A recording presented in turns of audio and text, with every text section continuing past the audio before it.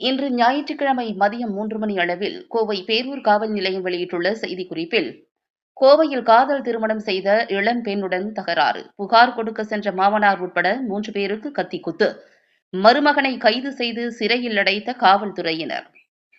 கோவை பேரூர் பச்சாபாளையம் மாரியம்மன் கோவில் வீதியைச் சேர்ந்தவர் தண்டபாணி டிரைவராக வேலை பார்க்கிறார்.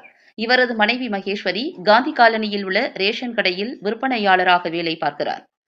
இருவருக்கும் மதன் என்ற மகனும் மதுமிதா என்ற மகளும் உள்ளனர். இந்நிலையில் பச்சாபாளையம் ரூபி நகரைச் சேர்ந்த திமுக பிரமுகர் ராமகிருஷ்ணன் என்பவரது மகன் பிரகாஷ் மற்றும் மதுமிதா ஆகிய இருவரும் கடந்த 2022ஆம் ஆண்டு நவம்பர் மாதம் காதலித்து திருமணம் செய்து கொண்டனர். திருமணத்தில் இருந்தே இருவரிடையே அடிக்கடி தகராறு ஏற்பட்டு வந்ததாக தெரிகிறது. ஏற்கனவே இருவரிடையே கருத்து வேறுபாடு ஏற்பட்டு பிரிந்து வாழ்ந்து வரும் நிலையில் தற்போது நீதிமன்றத்தில் விவாகரத்து வழக்கு நடந்து வருகிறது. இதற்கிடையே பிரகாஷ் மதுமிதா வீட்டிற்கு சென்று தகராறில் ஈடுபட்டதாகவும், மதுமிதாவின் அம்மா வேலை பார்க்கும் ரேஷன் கடைக்கும் சென்று அவரை மிரட்டியதாகவும் கூறப்படுகிறது. இதனால் பயந்து போன மதுமிதா தனது அப்பா தண்டபாணியிடம் செல்போனில் தகவல் தெரிவித்துள்ளார். தகவலின் பேரில் தண்டபாணி வீட்டிற்கு சென்றார்.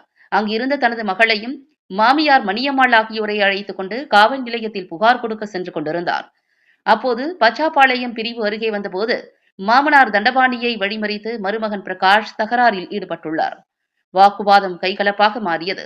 இதில் ஆத்திரமடைந்த பிரகாஷ் தான் மறைத்து வைத்திருந்த கத்தியை எடுத்து மாமனார் தண்டபாணியை கத்தியால் குத்தினார்.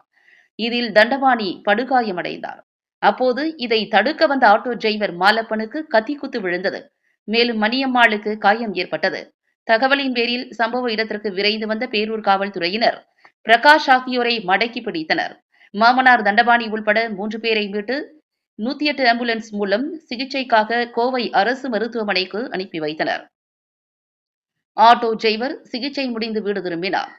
மாமனார் தண்டபாணி மற்றும் மணியம்மாள் ஆகியோர் கோவை அரசு மருத்துவமனையில் அனுமதிக்கப்பட்டு தீவிர சிகிச்சை பெற்று வருகின்றனர். இந்நிலையில் மாமனார் தண்டபாணி கொடுத்த புகாரின் பேரில் மருமகன் பிரகாஷ் மீது பேரூர் காவல்துறையினர் 5 பிரிவுகளின் கீழ் வழக்கு பதிவு செய்து சிறையில் அடைத்தனர். இச்சம்பவத்தால் அப்பகுதியில் பெரும் பரபரப்பு ஏற்பட்டுள்ளது.